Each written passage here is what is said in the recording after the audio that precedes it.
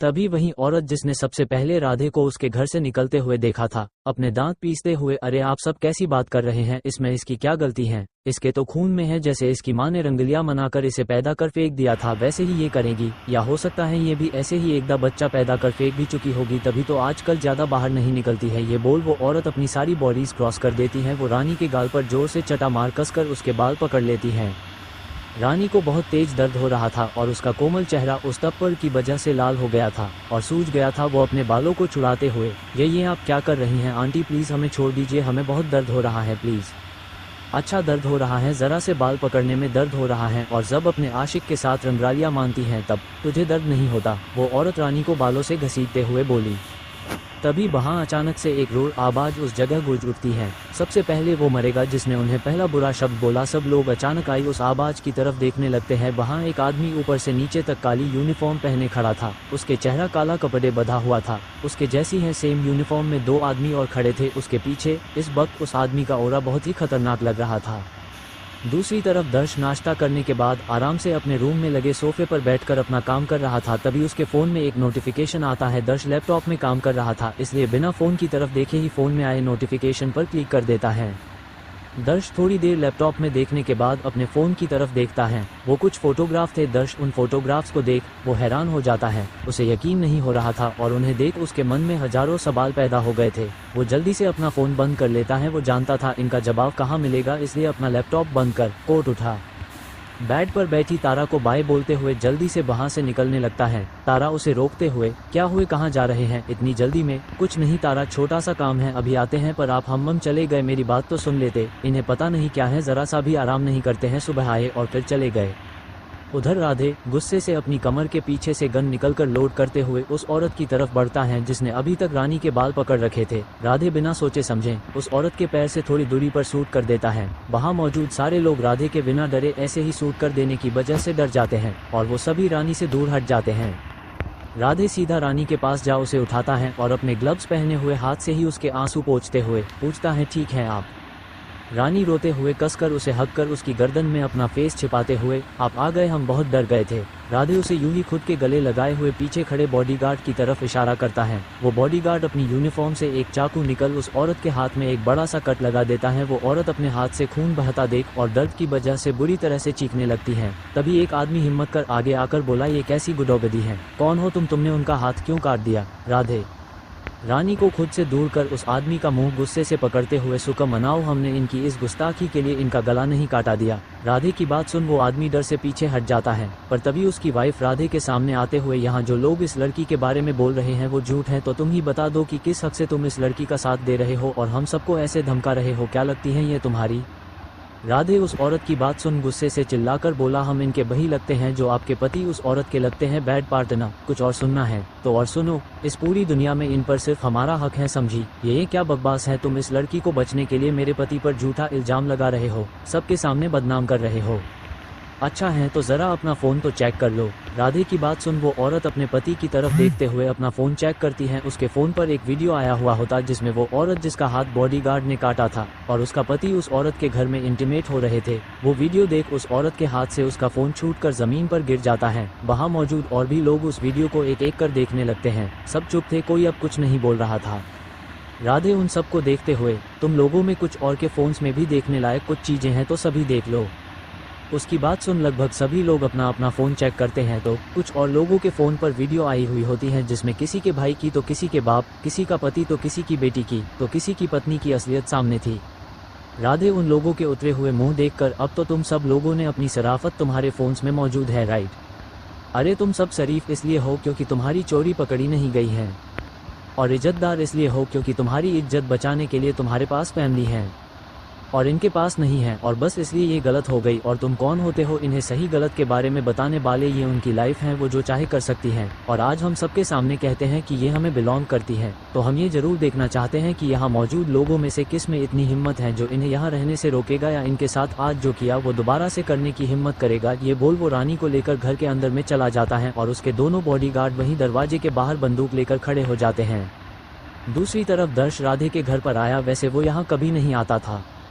पर आज उसे वो फोटोग्राफ्स यहाँ खींच लाए थे। वो बहुत गुस्से में था और उसका गुस्सा ये देखकर और ज्यादा बढ़ गया कि राधे घर पर नहीं था और उसका स्टडी रूम भी लॉक था। वो बाहर ही सोफे पर बैठते हुए गुस्से से, ये भाई ने बिल्कुल ठीक नहीं किया, आखिर वो ये बात हमसे कैसे छुपा सकते हैं और क्या क्या छुपाया है उन्होंने हमसे, और ये फोटोज वो हमसे क्यों छुपाना चाहते थे। यही सब सोच दर्श गुस्से से चिल्लाते हुए, 10 मिनट है तुम लोगों के पास राधे को यहाँ बुलाने के लिए, समझे।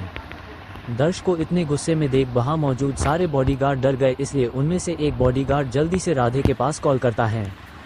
उधर राधे रानी को बिस्तर पर बिठा उसे पीने के लिए पानी दे उसके बालों को ठीक कर रहा था, तभी उसका फोन बजता है। राधे फोन उठा गुस्सा करते हुए, दिमाग खराब है आपका, क्यों फोन कर रहे हो। बॉडीगार्ड घबराते हुए, सर बहुत बड़ी प्रॉब्लम हो गई है। बहुत साफ साफ बोलो क्या हुआ। सर वो बॉस यहाँ आए हुए हैं और बहुत गुस्से में हैं, उन्होंने बोला है कि 10 मिनट में आप नहीं आए तो बॉस वहाँ पर क्यों, ये तो नहीं पता सर, पर आप जहाँ भी हैं जल्दी आ जाइए। ठीक है, आप उन्हें कुछ पीने के लिए दो, तब तक हम आते हैं। ये बोल राधे फोन रख देता है और रानी को आराम करने का बोल वहाँ से तुरंत निकल जाता है, पर अपने दोनों बॉडीगार्ड को वहीं छोड़ जाता है। दूसरी तरफ राधे के जल्दी से आने का सुन सारे बॉडीगार्ड थोड़ी राहत की सांस तो लेते हैं, पर सबसे बड़ी समस्या ये थी कि अंदर सोफे पर जो आदमी अभी उनके लिए यमराज बना बैठा है, उसके सामने कोई ये कैसे पूछने जाए कि वो क्या पिएगा, और अगर नहीं गए तो इस यमराज का जल्लाद उन पर गुस्सा करेगा। इसलिए ना चाहते हुए भी उन्हें जाना तो था ही। वो सभी एक साथ एक ट्रे में पानी का गिलास रख दर्श के सामने जाते हैं और पानी को उसके सामने रख डरते हुए एक बॉडीगार्ड बोलता है, बॉस वो सर बस 10 मिनट में यहाँ आ जाएंगे। दर्श उन्हें अपनी लाल आंखों से घूरते जरूर है, पर चुपचाप पानी का गिलास लेकर थोड़ा सा पानी उसमें से पी लेता है और किसी से कुछ नहीं कहता। सारे बॉडीगार्ड ये देखकर हैरान थे कि दर्श ने उनसे कुछ भी नहीं कहा और चुपचाप पानी भी पी लिया। लगभग 15 मिनट बाद राधे जल्दी से घर के अंदर आता है और दर्श को सोफे पर बैठा हुआ देख सीधे उसके पास आकर, बॉस आप यहाँ। दर्श डेविल नजरों से उसे घूरते हुए, जान सकते हैं आप कहाँ थे। वो बॉस हम किसी काम से बाहर गए थे, पर आप यहाँ क्यों आए, आपको पता है ना आपको यहाँ नहीं आना चाहिए। नहीं आना चाहते थे, पर क्या करते, कुछ सवाल हमें यहाँ खींच लाए हैं। सवाल का कैसे सवाल, और सवाल थे भी तो हाँ हमें बुला लेते, ऐसे खुद आने की क्या जरूरत थी। आना जरूरी था क्योंकि हम जानते हैं कि इन सब सवाल के जवाब आपके पास है। दर्श अपने फोन में वो फोटोज दिखाते हुए बोला, और हम आपके आने का वेट नहीं कर सकते थे। राधे उन फोटोज को देख चौंकते हुए, ये फोटो आपके पास का कैसे। हमारे पास, आपको क्या लगा आप इन्हें डिलीट करवा देंगे तो हम वापस इन्हें रिकवर नहीं कर पाएंगे। वैसे हमें ये सारी बातें यहाँ नहीं करनी चाहिए, दीवारों के भी कान होते हैं। चलिए स्टडी रूम में बैठकर बात करते हैं और आप हमें इसकी सफाई बही दीजिएगा। आइए चलिए। ये बोल दर्श उठकर स्टडी रूम की तरफ जाने लगता है। राधे उसे रोकते हुए, न नहीं स्टडी रूम में नहीं, यहीं बैठकर बात करते हैं ना। राधे अपनी घबराहट को छुपाते हुए बोलता है, पर फिर भी दर्श समझ जाता है कि राधे उससे कुछ छुपा रहा है। दर्श उसकी तरफ घूरते हुए, स्टडी रूम ओपन करिए नाउ। दर्श प्लीज हमारी बात सुनिए, हम आपको बाद में सब बता देंगे, तो थोड़ा वेट कर लीजिए। हम पर विश्वास नहीं है क्या आपको, खुद से ज्यादा है भाई। दर्श इस बार गुस्से से अपनी कमर के पीछे से गन निकल उसे लोड करते हुए स्टडी रूम की तरफ जाने लगता है। रुक जाइए, आप ऐसे मत खोलिए, हम खुद खोल देंगे। राधे उसके सामने आते हुए बोलता है। वो ये बात जानता था कि दर्श बहुत जिद्दी है, वो अब नहीं मानेगा, इसलिए वो पहले उसे समझने को कोशिश करता है। पर पहले आप वादा कीजिए, अंदर जो है उसे देख आप गुस्सा नहीं करेंगे और ठंडे दिमाग से सोचेंगे और अभी कोई भी फैसला नहीं लेंगे, क्योंकि अभी हमें कुछ चीज़ों को आपस में जोड़ना जरूरी है। और सबसे बड़ी बात, अगर गुस्से में आपने कोई फैसला लिया तो हो सकता है चीज़ें बिगाड़ जाए। ओके।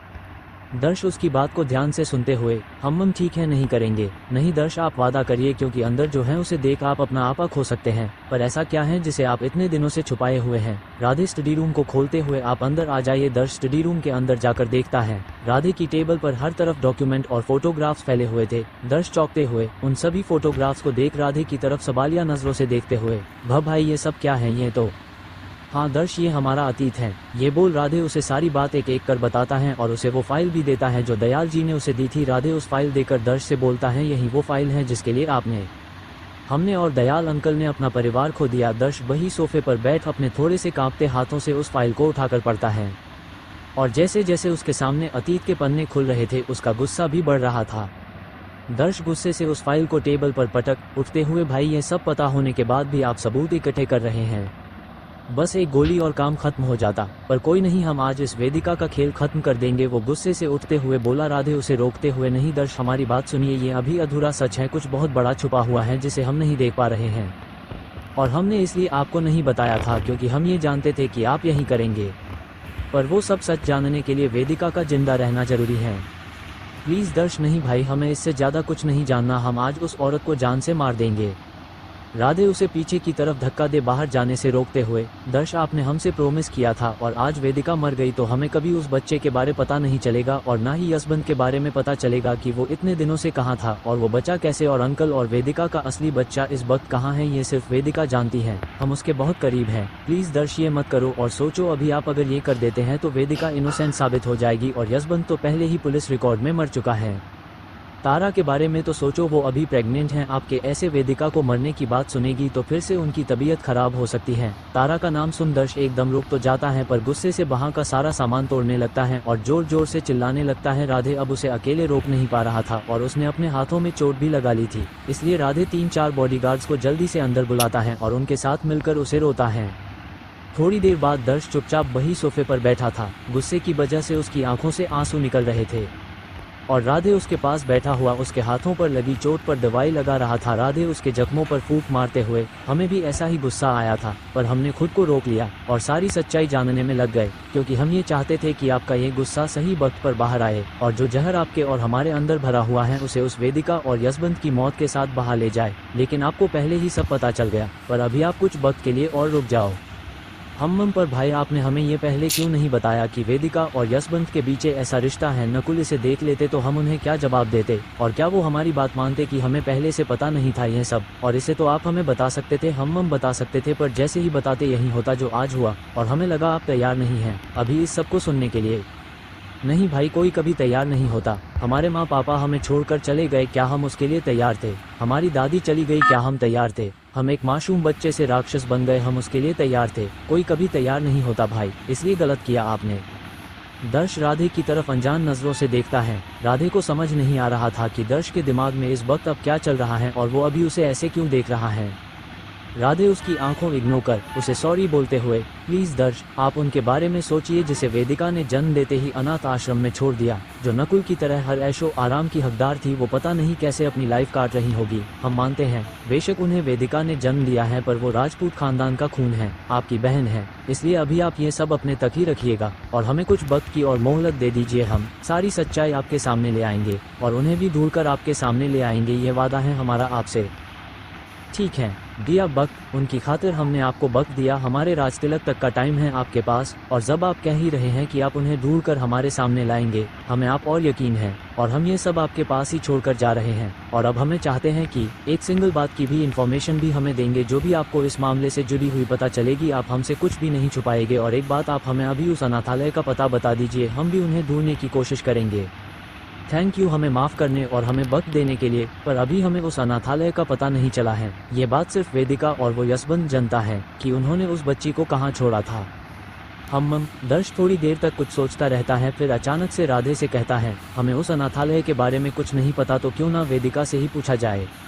क्या दर्श, आप भी? वो हमें क्यों बताएगी? उल्टा वो सावधान और हो जाएगी। भाई आप समझे नहीं, एक मिनट हमारी बात सुनिए। ये बोल दर्श राधे को कुछ समझाता है, जिसे सुन राधे उसकी बात से सहमत होते हुए, हमारे दिमाग में ये सब क्यों नहीं आया? अब इस प्लान की वजह से वेदिका खुद हमें वहाँ लेकर जाएगी और हो सकता है हमें यशवंत की भी सारी सच्चाई पता चल जाए कि वो जिंदा कैसे हैं और उन दोनों के इस नाजायज रिश्ते की भी सच्चाई भी सामने सामने आ जाएगी और इसकी वजह से हमें बहुत मजा आएगा। उन दोनों को तड़पता हुआ देख हमारे इस बेचैन दिल को थोड़ी तो राहत मिलेगी।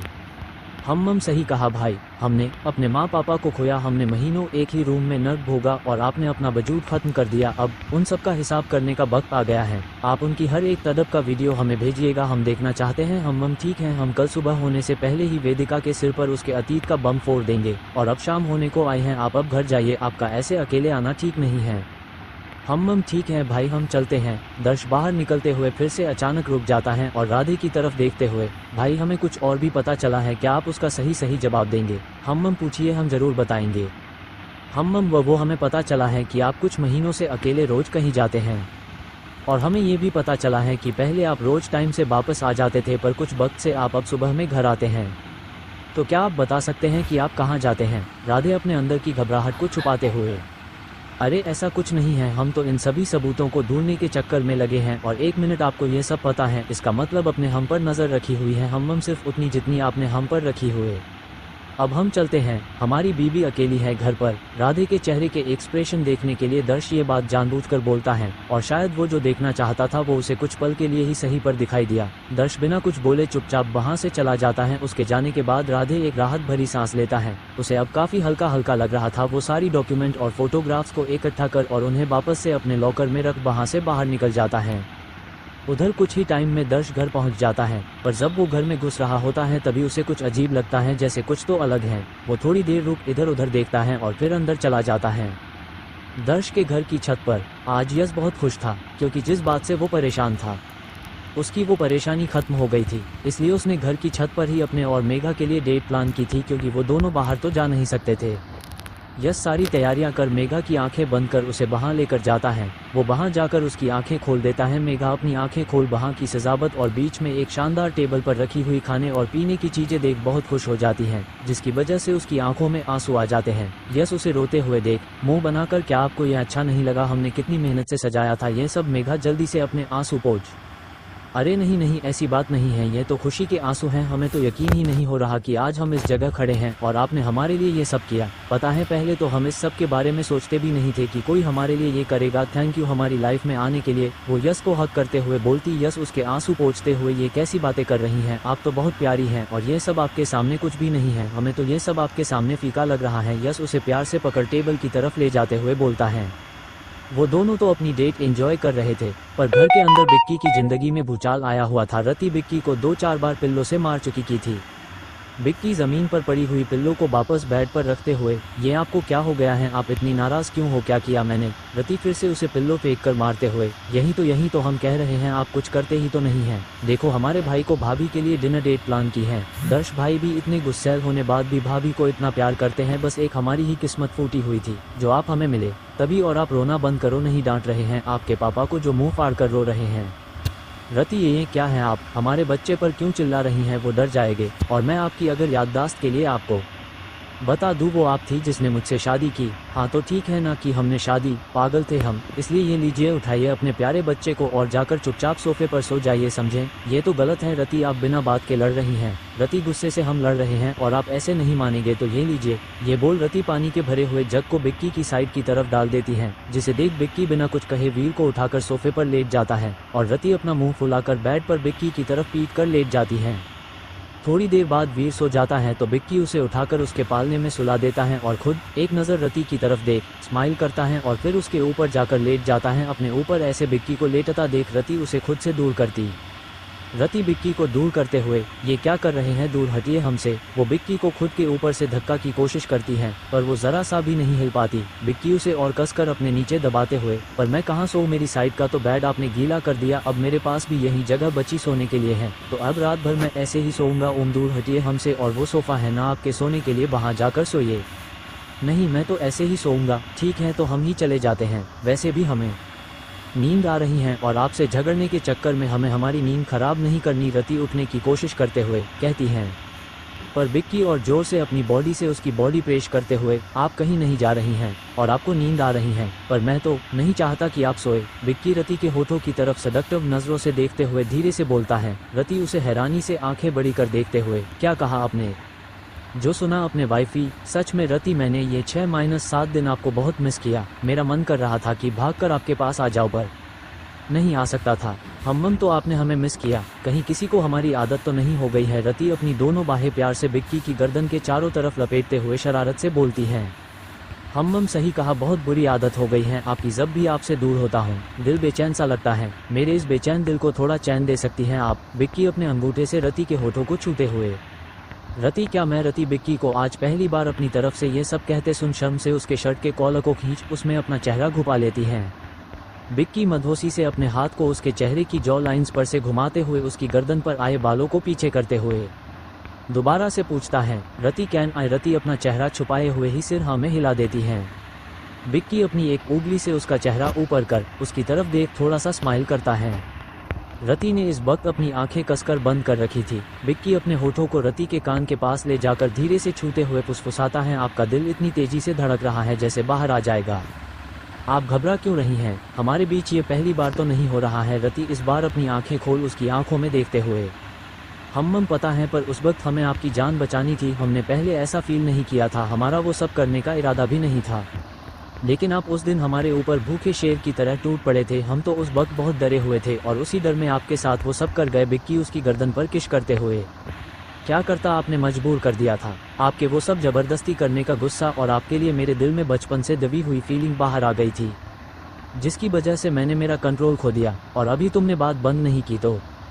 पर भी रति इतना ही बोल पाई थी कि बिक्की उसके होठों को अपने होठों से लॉक कर देता है। बहुत देर तक किश करने के बाद बिक्की जैसे ही आगे बढ़ने को होता है तो रति उसके कान पर अपने होठों को रगम और तारांकन न करते हुए धीरे से बोलती है, बिक्की प्रोटेक्शन। बिक्की उसकी कॉलर बोन पर लीक करते हुए, क्यों आप नहीं चाहती कि वीर के पास उनका छोटा भाई या बहन आ जाए, उनके साथ खेलने ले ले। हम चाहते हैं पर अभी नहीं, वीर बहुत छोटे हैं और हम इन्हें ही नहीं संभाल पा रहे हैं, और आपको और बच्चा चाहिए, बिल्कुल भी नहीं।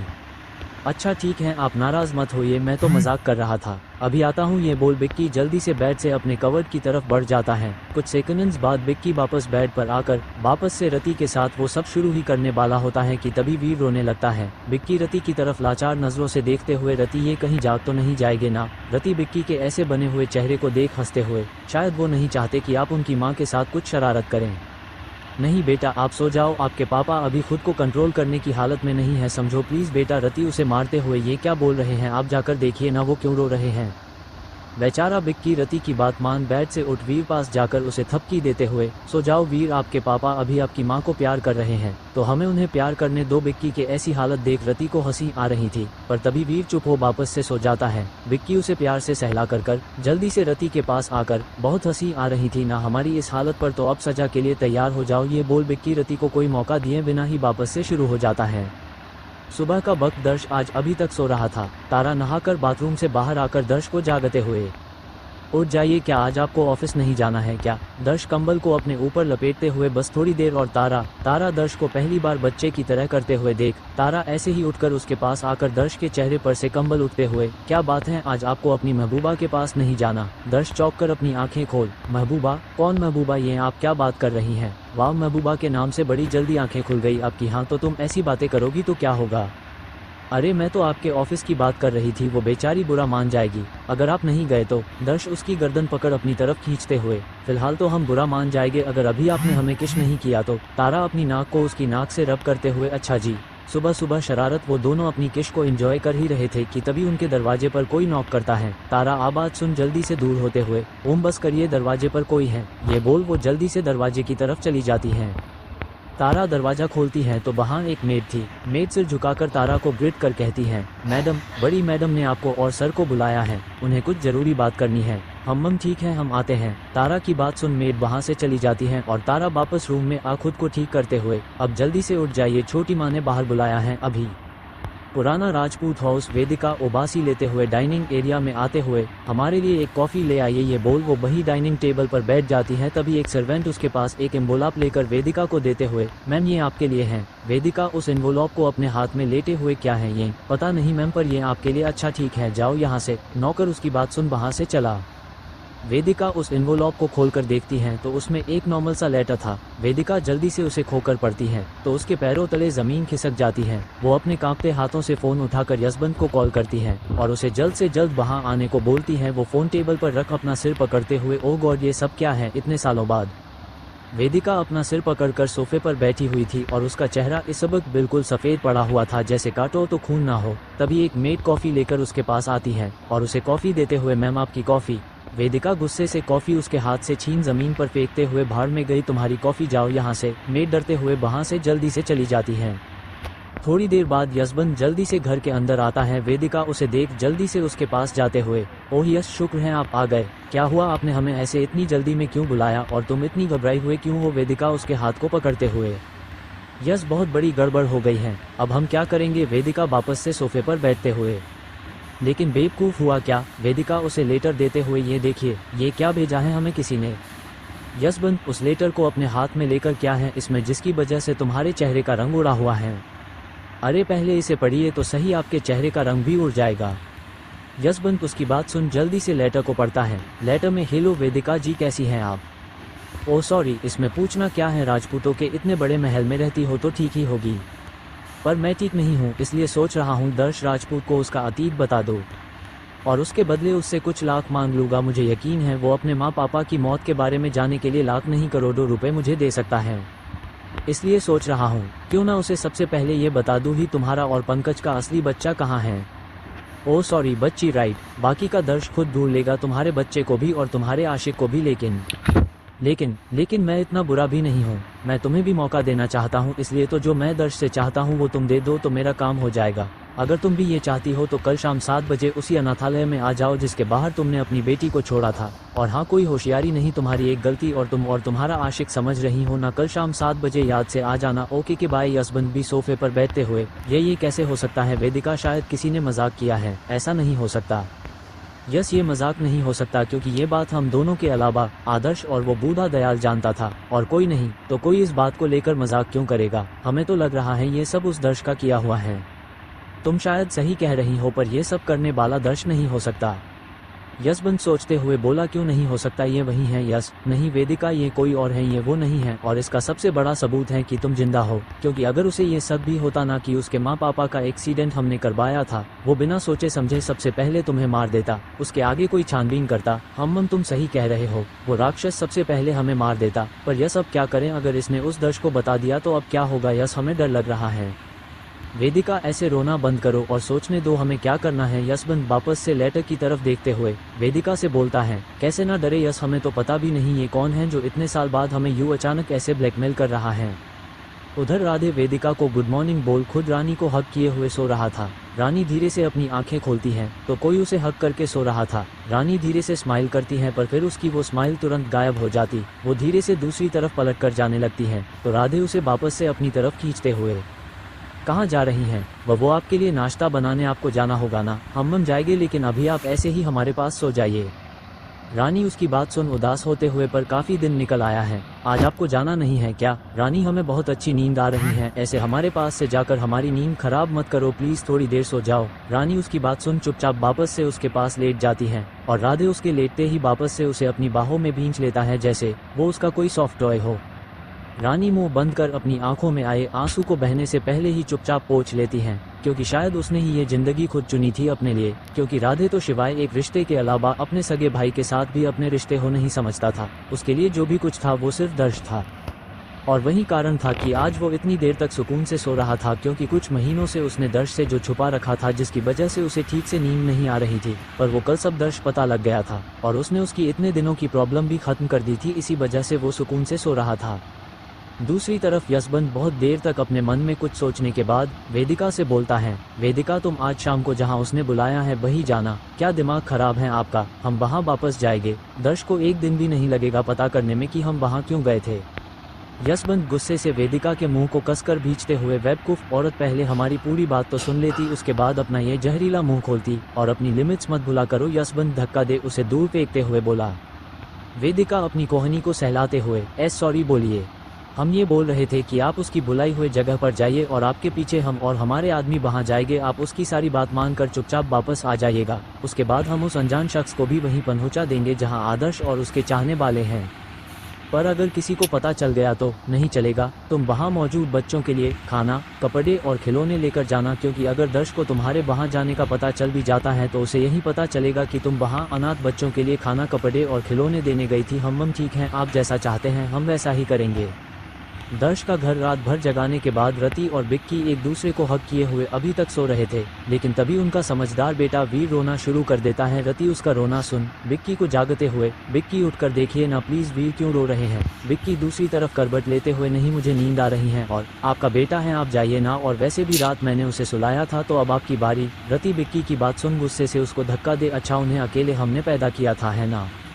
रति आप क्यों चिल्ला रही हैं? मैं कुछ देर पहले ही तो सोया था। हम तो इसमें भी हमारी गलती है, हमने तो कितनी बार माना किया था, अब रहने दो। पर नहीं, आपका तो पेट ही नहीं भर रहा था। अच्छा चिल्लाना बंद करो, उठता हूँ। ये बोल बिक्की नींद में ही बेड से उठ जाता है और वीर के पास चला जाता है। उधर डाइनिंग हॉल में रोहिणी ने सबको बुलाया था पर अभी तक सिर्फ तारा ही वहां आई थी। रोहिणी तारा को अकेले आया हुआ देख बोली, तारा बेटा आप अकेली आई हैं, दर्श कहाँ है? वो छोटी माँ वो रात देर तक काम कर रहे थे तो इसलिए अभी तक सो रहे हैं। रोहिणी उसकी बात सुन, कमल है आज सब देर तक सो रहे हैं, कोई नहीं सोने दीजिए, आइए आप नाश्ता कर लीजिए, जब सब आ जाएंगे हम तब सबसे एक साथ बात कर लेंगे। थोड़ी देर बाद एक एक कर सारे लोग हॉल में आ गए थे। मेघा और तारा उन सभी को नाश्ता देती है। रोहिणी उन दोनों को सभी को नाश्ता दे देने के बाद बैठने को बोलती है। तारा बैठने के बाद रोहिणी से बोलती है, छोटी माँ आप सबसे क्या बात करने वाली थी? अब तो सब आ गए हैं तो बताइए क्या बात है। हाँ बेटा, हम बस ये बताने वाले थे कि 2 दिन बाद संडे है और उस दिन पूर्णिमा है, तो दिन भी शुभ, और सबसे बड़ी बात आप सब संडे को घर पर रहते हैं, तो हम और आपके पापा ने डिसाइड किया है कि उस दिन मेघा और यश की सगाई कर दी जाए और दर्श के राज तिलक के बाद वही पुरानी हवेली पर ही इन दोनों की शादी कर देंगे।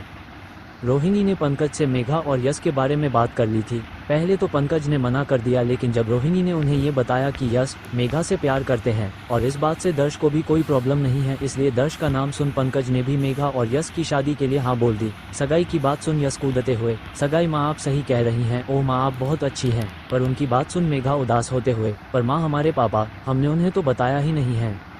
आप फिक्र मत करिए बेटा, हम और आपके पापा खुद उनसे बात करने जाएंगे और अगर डॉक्टर ने उन्हें यहाँ आने के लिए बोल दिया तो हम उन्हें यहाँ बुला लेकर आएंगे। उनकी बेटी की सगाई है, ये उनका अधिकार है। मेघा खुश होते हुए, थैंक यू माँ, हम सच में बहुत लकी हैं। थैंक यू यश उसे ऐसे देख टेबल के नीचे धीरे से उसका हाथ पकड़ लेता है।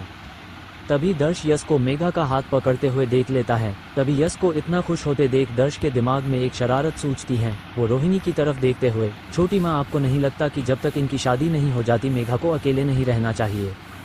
हम बात तो आप सही कह रहे हैं, पर हमारे पास कोई और रास्ता भी तो नहीं है। छोटी माँ एक रास्ता है, क्यों ना आप इन्हें शादी होने तक रितिका के रूम में शिफ्ट कर दे हैं, वो भी रूम में अकेली रहती है। हाँ ये बात भी सही है। रोहिणी रितिका की तरफ देखते हुए, रितिका बेटा आपको मेघा के साथ रहने में कोई तकलीफ तो नहीं होगी ना? अरे आंटी थमजे कैसी बात कर रही है, मनने के प्रॉब्लम होगी, मनने तो और अच्छा लगेगा छोटी भाभी के साथ रहने में। बेचारा यश बुरा सा मुंह बनाकर, भाई जानबूझकर किया ना ये। दर्श उसकी तरफ देखते हुए एक आंख मारते हुए अपने रूम की तरफ चला जाता है। यश उसे ऐसे जाता देख अपने पैर पटकते हुए तारा के पास जाकर, भाभी देखिए ना भाई ने क्या किया। यश मैं बात करती हूँ उनसे, वो ऐसा कैसे कर सकते हैं, ये बोल तारा भी जल्दी से वहाँ से चली जाती है। पर तभी यश के पास बिक्की आकर अपने होठों का पाउडर बनाकर, चुचू चुचू बेचारे अब कैसे रात में मेघा के रूम में चोरी छुपे घुसे गए। यश उसे गुस्से से देखते हुए रति से बोला, रति आपको पता है कुछ दिन पहले भाई के ऑफिस में एक नई लड़की आई है और कुछ दिन पहले वो इन्हें बड़े प्यार से निहार रही थी, हम वहीं थे, हमने अपनी आंखों से देखा है। और आपको इन्हें देखकर नहीं लगता ये आजकल कुछ ज्यादा ही खुश रहने लगे हैं? भाई होने के नाते आपको ये बताना हमारा फर्ज था, वैसे आपने भी कुछ ज्यादा ही छूट दे रखी है, ध्यान रखना है कहीं। ये बोल यश बिक्की की तरफ देख मुस्कुराते हुए धीरे से मुंह पाउट बना, चुचू चुचू बेचारे संभालो अब। ये बोल यश वहाँ से चला जाता है। दर्श का रूम, दर्श सोफे पर बैठकर कुछ डॉक्यूमेंट चेक कर रहा था कि तभी वहाँ तारा आई और उसके सामने खड़े होकर, ये क्या था बाहर, आपने वो सब क्यों कहा? आपको अपने भाई पर भरोसा नहीं है? और वो दोनों ऐसा कुछ कर भी लेते हैं तो इसमें गलत क्या है? उनकी शादी होने वाली है। ओह तारा, हम तो उनसे बस मजाक कर रहे थे। खैर वो सब छोड़िए, ये देखिए कैसा है। दर्श तारा को एक प्रॉपर्टी के डॉक्यूमेंट दिखाते हुए बोला। तारा देखते हुए, ये तो प्रॉपर्टी के डॉक्यूमेंट लग रहे हैं। हम ये एक शोरूम है जो हमने वीर से लिए खरीदा है, उनके मामा मामी की तरफ से है। हम अच्छा किया आपने ये, वैसे भी हमने रति को कोई तोहफा नहीं दिया उनके बेबी होने पर आपने यश के साथ ठीक नहीं किया। दर्श उसे खींच अपनी लेग पर बिठाते हुए, आपको उनकी चिंता करने की जरूरत नहीं, और आपको क्या लगता है वो मेघा से बिना मिले मान जाएंगे? देखना आप, वो रोज उनके पास जाएंगे। हम सही हैं, जैसे आप करते थे, हमारे घर की खिड़की से हमारे रूम में घुस जाते थे, तो बड़े भाई जैसे हैं वैसे ही तो छोटे भाई होंगे ना। हम अब क्या करते, आप इतनी खूबसूरत हैं कि आपको देखे बिना हमारा एक एक पल काटना मुश्किल हो जाता है। हम कितने नौटी हैं, आप जब देखो तब बस एक ही बात। और आपको पता है ना, हमारा बेबी भी ये सब सुन रहा, वो भी आपके जैसे ही निकलेंगे अगर आप उनके सामने ऐसी बात करेंगे तो। हाँ तो ये तो अच्छी बात है ना, हमें उन्हें सिखाने की जरूरत नहीं पड़ेगी। उधर किचन में रति गुस्से सी वीर के लिए दूध बना रही थी। विक्की धीरे सी उसके पास जाकर, रति आप उनकी बात मत मानना, ऐसा कुछ भी नहीं है, कोई लड़की हमें देखकर स्माइल नहीं कर रही थी, वो झूठ बोल रहे हैं। रति गुस्से से, जाइए यहाँ